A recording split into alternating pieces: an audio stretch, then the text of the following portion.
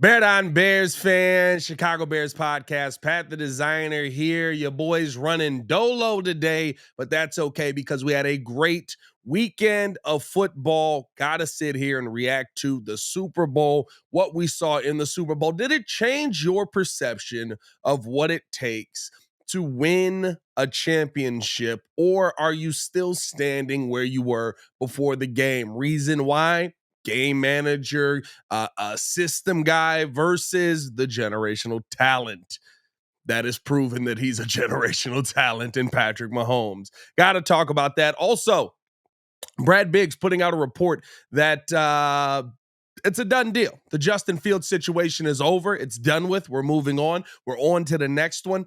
Everybody pack it up. We're up out of here. And that we're just waiting to see which quarterback the Chicago Bears draft. If that is the case, what kind of draft compensation could the Bears get back in a situation like that? All that and more in today's episode of the Chicago Bears podcast. Hit that like button, subscribe to the page, leave that 5-star review. Y'all know what to do. Appreciate you guys for showing so much love and support. I do want to start it off with this, honestly. Now that the NFL season has officially come to an end, I want to start it off with a thank you. Thank you to everybody who supported the Chicago Bears podcast in this first season of football, where we're still going to be covering football 5 days a week, 365, all of that, right? But the support that you guys have shown, how you've embraced me in the ESPN family, how you have followed the show, and how you've shared up the episodes, how you've supported. Thank you so much for all of that in this first season. Even though our team has not had the ultimate success, it has been an absolute blast to sit here and talk with you guys and be in the comments and be in the Twitter comments and go back and forth. And even if you are a Fields fan or you're a Caleb Williams fan, it's an enjoyable time when I get to come to work every day and say Bear Down, and I get to sit here and talk about my favorite football team, and I get to break down what we're seeing on the field, and we can agree, we can disagree, but at the end of the day, we're all Bears fans, and I just appreciate you all for embracing me, for rocking with me. For the people who hate me, it is what it is. I'm not going anywhere. And for the people that love me, y'all already know what it is, right? It's all love. It's all love to everybody. But still, I'm really, this has been the biggest year of my life career-wise, right? Of course, marriage, children, different things like that. But career-wise, this has been the biggest step that I've been able to take, and we just gonna keep stepping in the right direction, man. So appreciate you guys for showing love. Just wanted to get that out of the way. Let's talk some football. Let's talk some football here. Started off with the Super Bowl yesterday. What a game. Oh my goodness. And I want to have this conversation with you. Did that Super Bowl win change the perception of how you feel you go about building a championship team? Because we literally got the tale of two sides.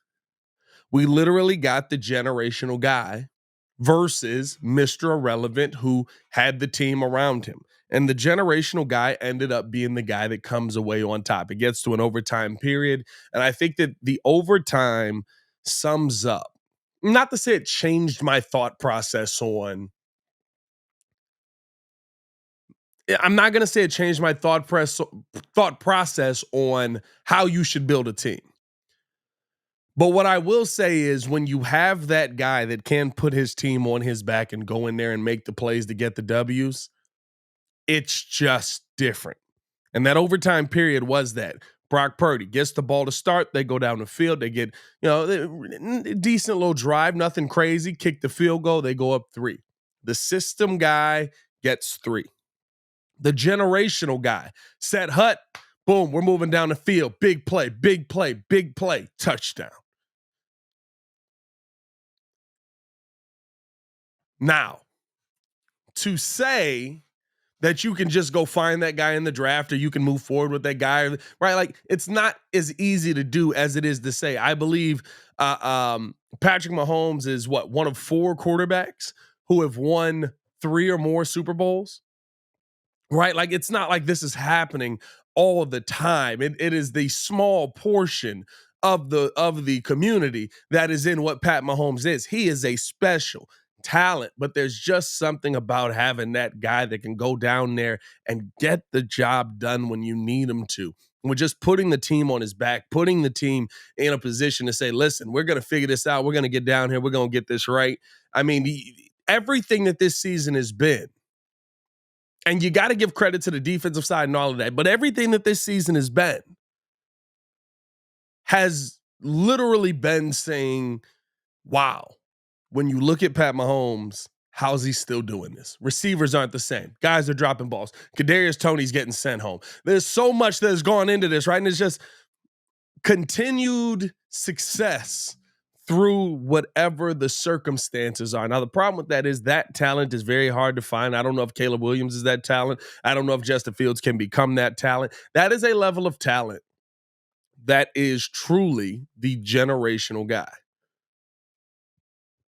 And I don't know if we even have an opportunity at that in this draft or not. I get the comparisons. I get all of that. But did it change your opinion on how you go about building the team? Because to me, right, there's something about finding that special piece, but there's something about finding that special piece and putting them in a position where they can become that special piece. I don't think Brock Purdy's days are done.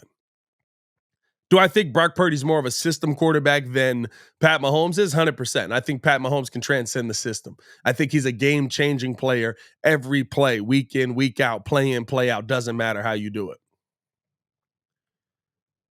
But when I look at what Purdy can become, the likelihood that he's going to become a good quarterback in a system that, yeah, he lost the Super Bowl. That's a gut punch. Kyle Shanahan has now lost three Super Bowls in total, right? But 2 Super Bowls as a head coach that way.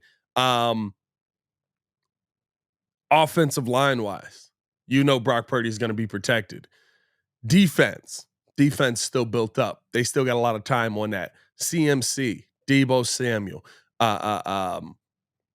George Kittle, right? Like there's so much there that it allows you the opportunity to actually develop and grow as a quarterback. I still believe that more times than not, the path to developing a QB is the path that Brock Purdy is on.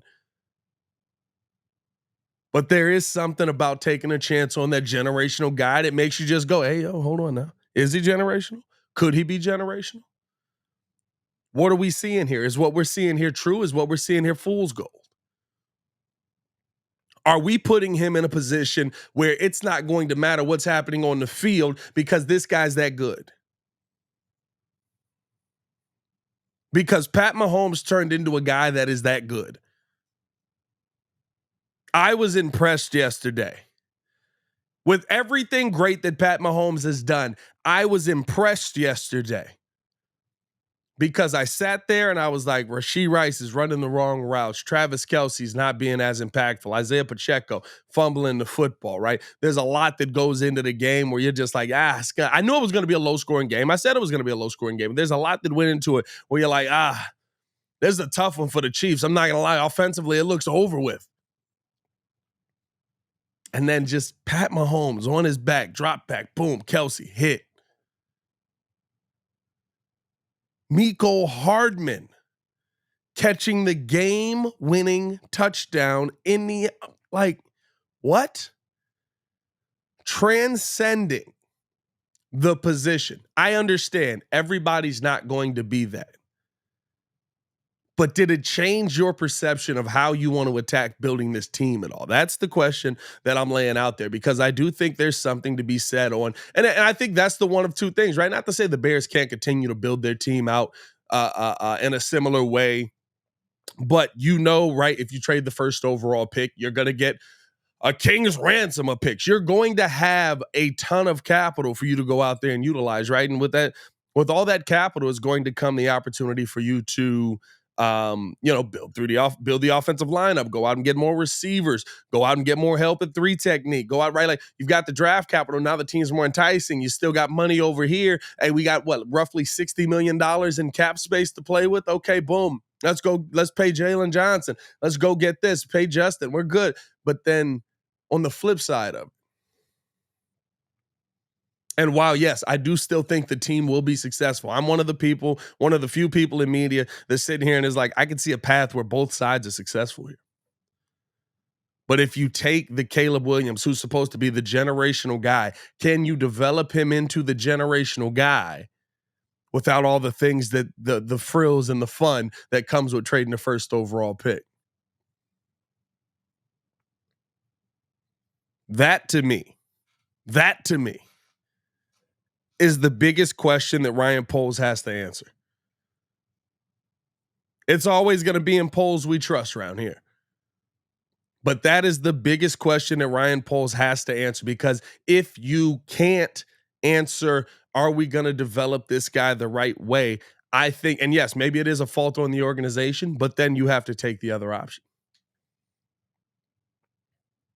because you're just starting the cycle all over again. Pat Mahomes is a player. I'll tell you this, last night, right, watching the game was the first time that I looked at Pat Mahomes and was like, you know what? Maybe it wouldn't have mattered if he'd gotten drafted here. Because I've always been very big on, if Pat Mahomes had got drafted here, he wouldn't be Pat Mahomes.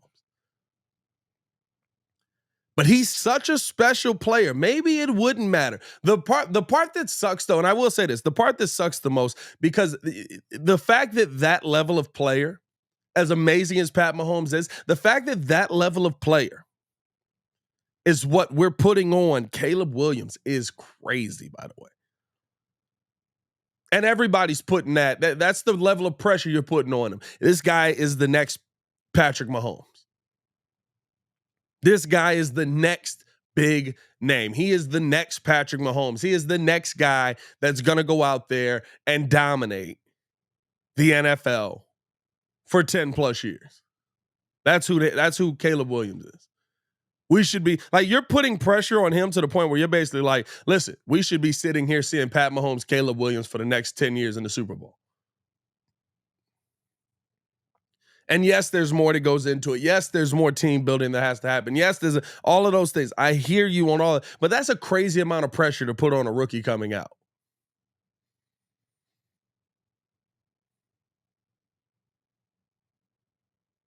The next Patrick Mahomes.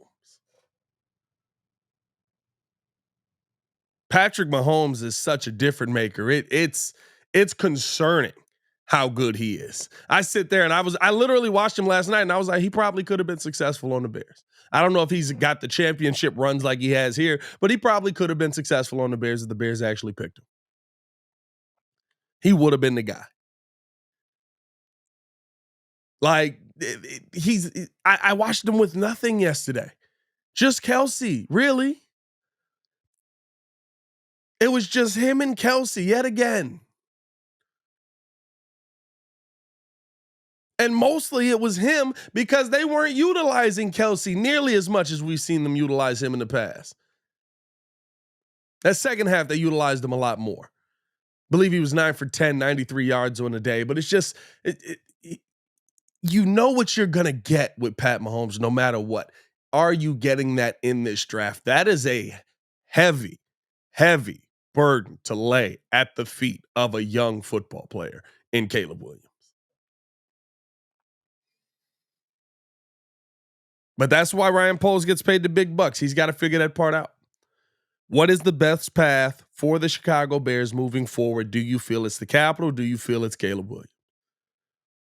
And we got to see the generational talent win out yesterday versus what I would say is the capital. And it's kind of it's such a very good conversation to have about this Bears team moving forward. Let me know how you guys feel in the comments below. I'll be down to talk with you as well.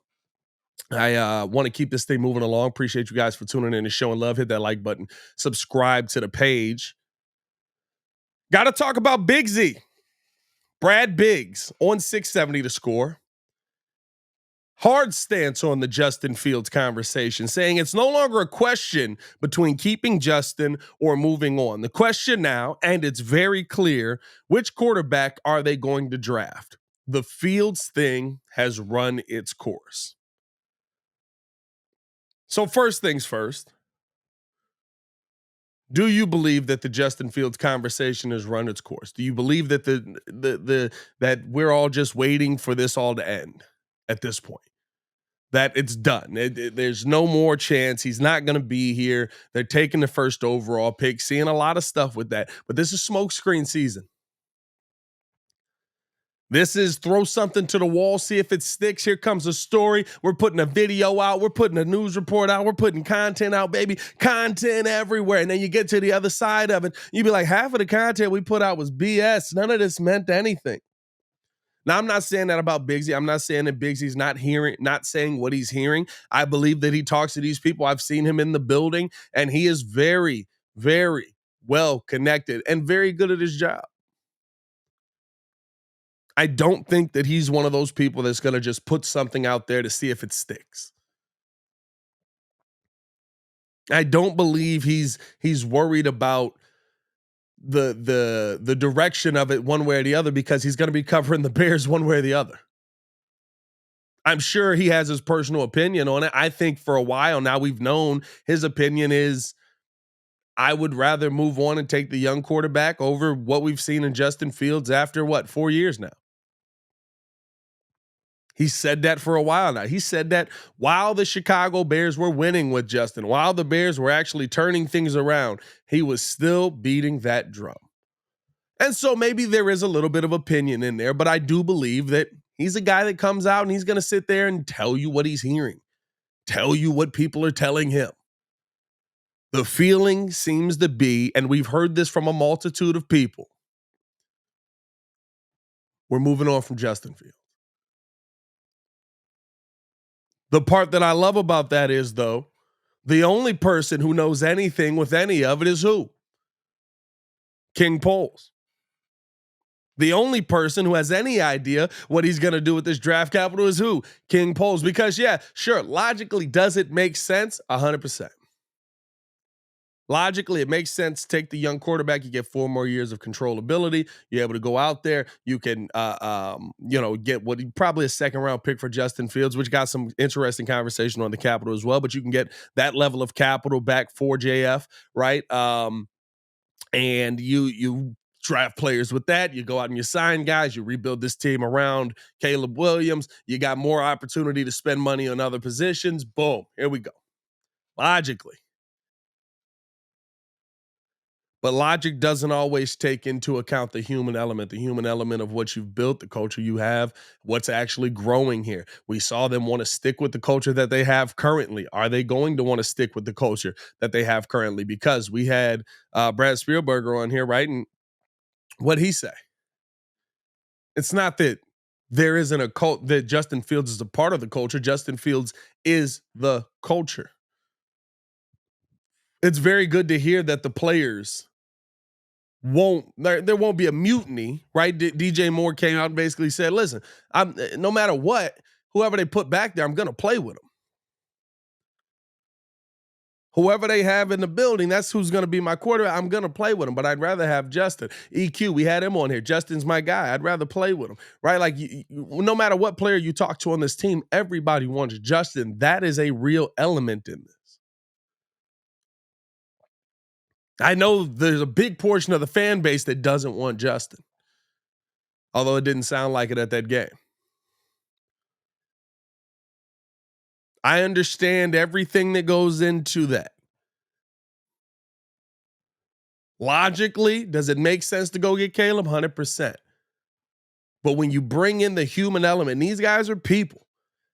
I know that in a lot of our minds, it's madness. I got the joysticks and I'm going to trade him and I'm going to make this move. And it's not Madden.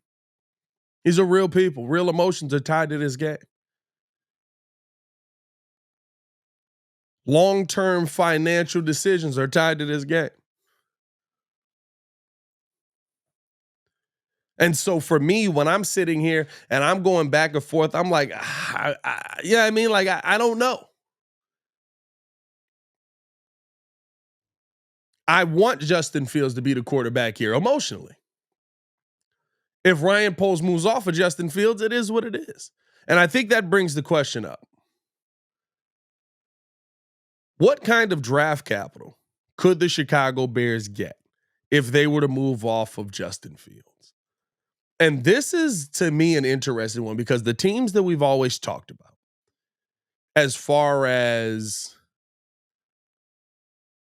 who would be in that Justin market, we've talked about Atlanta, of course. A new name now has emerged. I think Adam Schefter also corroborated this report, and I had been hearing from my people who I know out with who cover the Steelers that the Steelers have a serious interest in Justin Fields. Mike Tomlin loves Justin Fields, Adam Schefter said today, and I've been hearing the same things.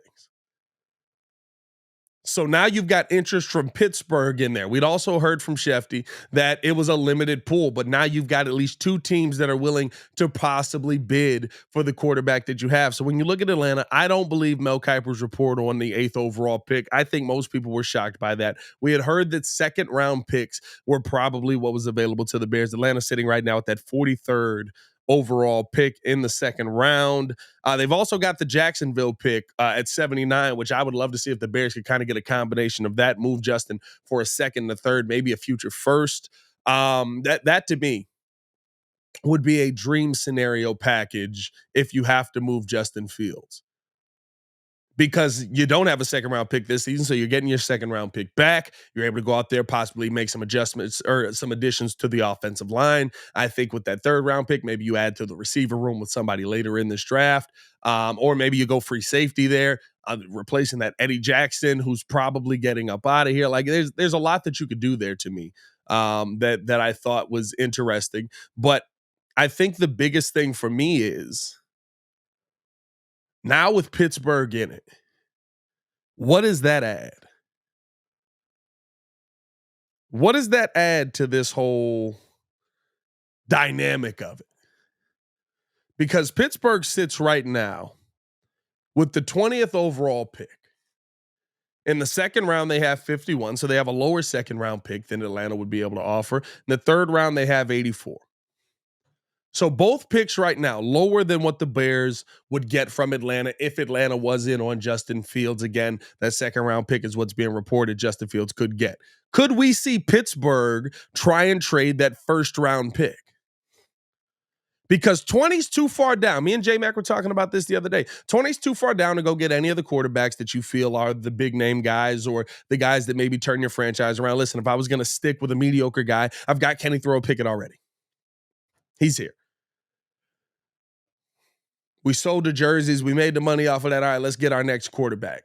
They've got that 20th overall pick. If Atlanta comes to you with a second and a third, that third being Jacksonville's third, they still would own their own third, 43.79. Good package. Good package. Love what you're getting in trade there. Love how you're able to build your team out. I would say that's a deal that if you are moving on from Justin Fields, make the deal.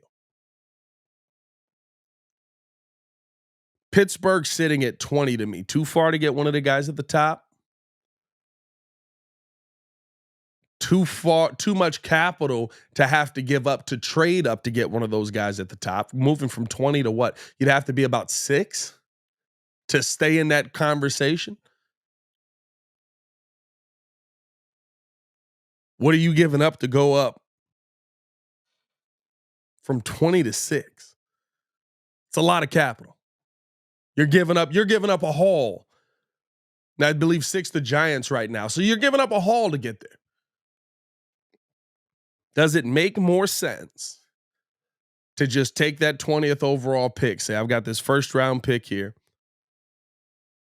First round pick for Justin Fields. Straight out.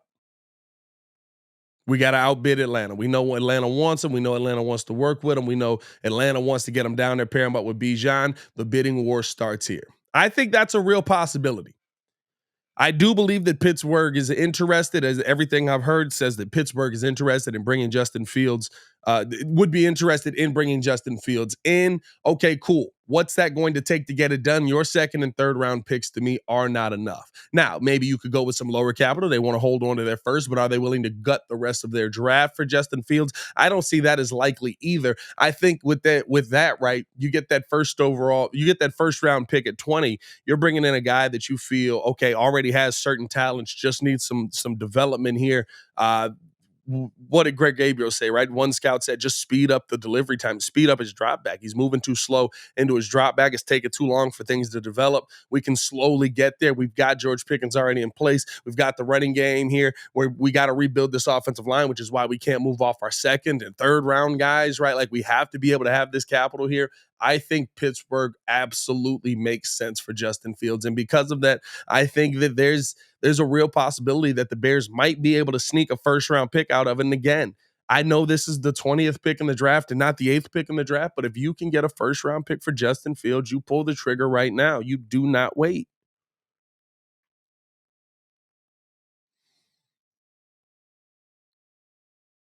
Now, that's all with the belief of, is Justin Fields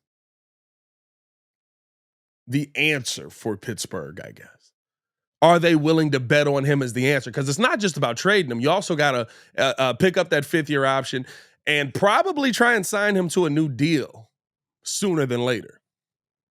So there's a lot that goes into it on the Pittsburgh side as well. But Pittsburgh, to me, a very, very interesting team, a team that I would say keep an eye out on. And that might be the one that you need to look at and say, listen, if Atlanta's willing to give you this, are they willing to up the bid? And the other thing is, too, that 20th pick, right, close enough to the second round for you to go, yes, we can get a young player here that's going to make a difference, but also we could get a young player over there. Justin Fields, 24. People act like Justin Fields like 37, like he's on his last legs. Here we go. But he's a young kid that still has a lot of time to develop. And I'm going to be honest with you, if we're trading him away, I would rather not have him in the conference. That's just me. I believe that Justin Fields still has a high ceiling. I think there's a lot left in him. I would love for him to achieve that here, but it seems like we're trending the other direction. But who knows? Again, I keep saying this. Ryan Poles got the cards so close to his chest, nobody knows what's going on. Nobody knows what he wants to do. Nobody knows how he wants to make moves. The guy that, to me, has the second greatest fleece in NFL history, I'm going to trust his decision making, at least for a little while. Let me know how you guys feel, man. Would you like to see Justin Fields, if he is moved, go to either Atlanta and or Pittsburgh? Those are the teams to me that stand out the most. It was a very interesting weekend overall in Bears talk, right? A couple of big news things that I thought really, you really have to bring to the podcast and talk about. Basically, Ian Rapport was talking over the weekend before I want to say the Saturday before the Super Bowl, and was talking about what level of compensation the Bears would have to get back to go the other way, to move the first overall pick. And again, this goes back to our first conversation, right? Do you take the historic haul, or do you take the guy that somebody's willing to give you the historic haul for? Ian Rapport said that it would take a historic haul for the Chicago Bears to move off of that first overall pick. And here's my thing. We knew that. We knew that it was going to take a historic haul.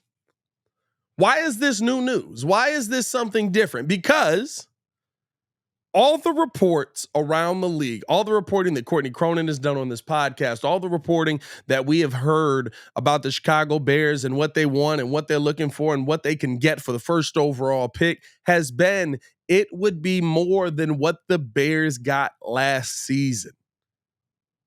Last season was historic. Last season was a historic trade. First round pick that turns into, or first overall pick that turns into DJ Moore, Darnell Wright, Tyreek Stevenson, the first overall pick the next year. What? And another pick coming in the next year's draft? That's historic. The Bears can get more than that this time around. So if that was historic, I already knew that what the Bears could trade for is historic. This is why I say it's smokescreen season. Because guess what? Big Z's report could be exactly what he's hearing. Rappaport's report could be exactly what he's hearing, which is why I asked the question, which would you rather have? Because I fully believe the draft capital you'll get back for the first overall pick will be historic. Will be something you look back at and go, wow, this is what we got 2 years in a row. And we'll be coming into next year's draft. Now, I don't know if it'll be the first overall pick again, but we'll be heading into next year's draft going, hey, yo, historic. Look at what we got, including what we still got from the draft before this. And now we're adding this in. We still got a pick coming from Carolina, a second round pick coming from Carolina next year in the draft that's not happening this year, in the 2025 draft. And on top of that, now we got the capital from the 2024 draft that we're adding to the 2025 draft. Historic. So it's not a surprise to me that if that first overall pick is there and the Bears did want to move off of it, this is why every single day is going to be something different. It's going to be a different conversation because the conversation on what historic is, it's more than what you got last season. Yeah, it may not be the Herschel Walker trade. It may not be the Herschel Walker trade. It might not be, right? You're not getting a Ricky Williams trade here where they traded an entire draft to go get one player.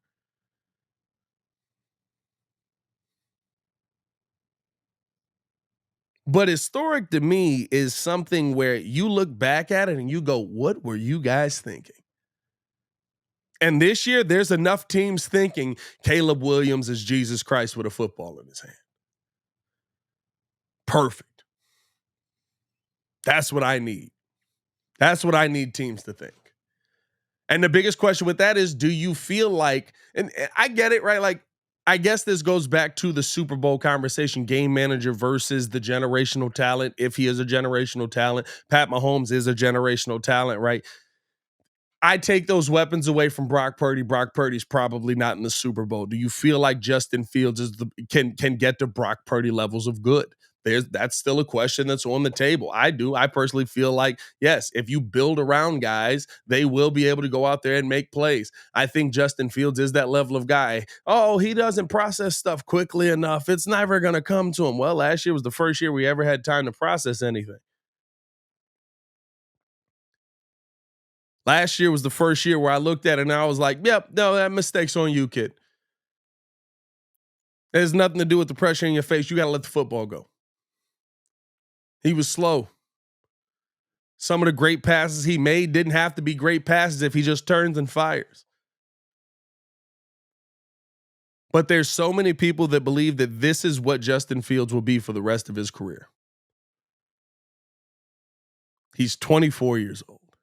There's a lot of career left. He's going to be in the NFL. There's a lot of career left. And majority of those people believe he's going to go to another team and he's going to unlock that there. So my question again, if you take the haul, can he just unlock it here? If I go out and somehow, right, I end up being able to move back to 2 or 3, I don't take the quarterback. Maybe this is all to hype up Washington to get them into it.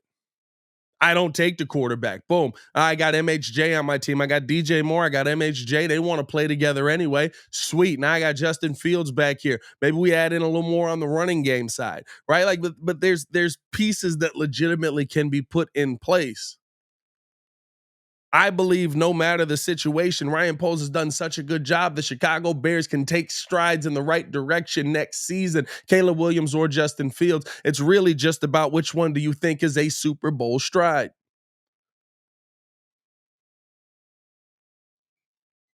But the conversation on the Bears, right? Like when I heard Ian Rappaport say the Bears would only move off the first overall pick if it was a historic trade, it's going to be a historic trade. I don't think that was ever in question.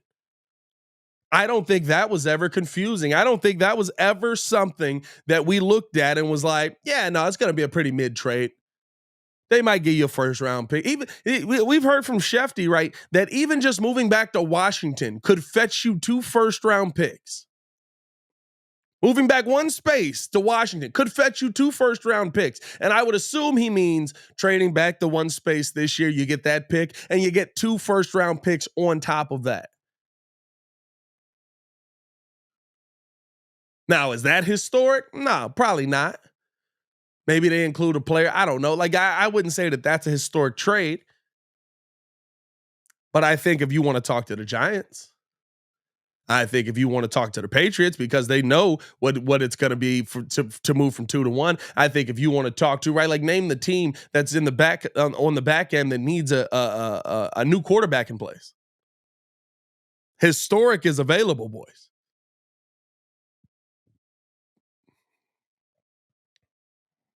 Historic is a no-brainer here. I think that is right. Like you, and that's the one thing about this show that I want to be able to have both sides of the conversation. Love Biggsy's report, love Rappaport's report, but I think both options are still available. And that's why I'm excited to see where this is all going to end up and how because I think no matter what, it's going to end up where Bears fans on both sides go, all right, not bad, not bad. Now let's see what you can do on top of that. If you come out of this draft and we end up keeping Justin Fields, but we've got draft picks out the wazoo and we're selecting pieces that are actually hitting on a consistent basis, we go get MHJ and you're upset, you just like yelling. You just like yelling. And I'm not just yelling to yell. I yell for a purpose.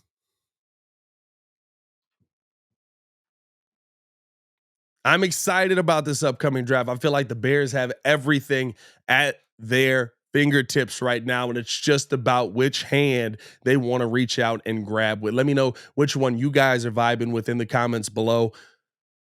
Final thing on the docket today that I did want to get to that I thought was very I'll say this. If you do something like this, probably leans you more towards drafting Caleb Williams. But the report from Jeremy Fowler that the Chicago Bears are very high on edge rusher Danielle Hunter. Oh, the defensive senses are tingling.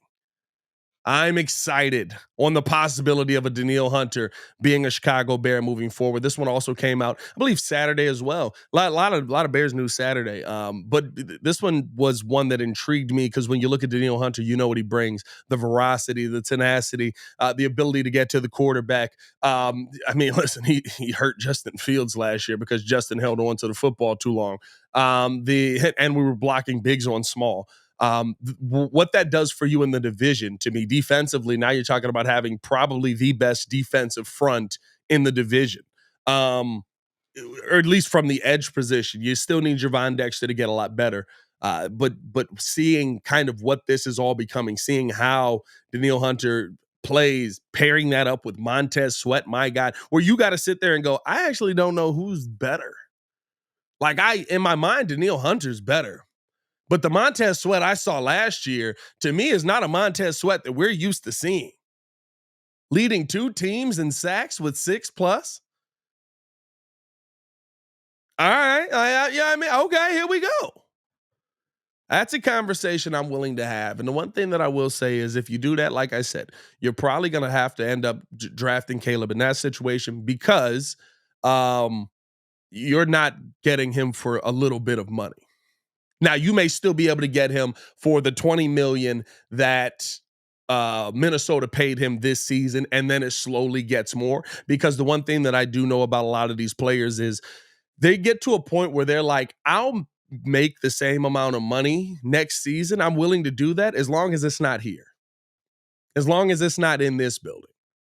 And I think that that's kind of where Danielle Hunter is with the Minnesota Vikings right now. I mean, they didn't want to give him the contract. He's like, all right, well, I'm just not going to show up to training camp or any of that. And they're like, well, I guess we could work out a contract here. They end up working out a 1-year, $20 million deal. Can you get him in for $20 million next year? Slowly let that rise up, right? Little escalating contract that goes on throughout the duration. Danielle Hunter, to me, you can get a lot of long-term value out of. I don't think he's somebody that's going to just fall off a cliff anytime soon. 29 years old. And just dominant from that edge. Yes, he did have the injury issues. What was that, 2 years ago, pretty much, 2021, something like that, where he went through the injury time. But since coming back, 2022, 10 and a half sacks. This season, 16 and a half sacks. He's not slowing down. Pressure on the quarterback position. You have to have the conversation on, right? Because of the money, you probably end up moving on from Justin. But if you're going to have the conversation about moving on, the one thing that Ryan Pace got right, and the best move he ever made for Mitch, was going to get Khalil back, because it made that defense so dominant that Mitch was able to start in short fields in 2018. Now, when the injuries piled up, things like that made it a lot tougher. But if you're going to go get Caleb Williams, you want to have a defense backing him up so that he knows if he makes a mistake, he's good. It doesn't have to be a costly mistake. I shouldn't have thrown that pick. That's tough. All right, we on the sidelines. Dang it.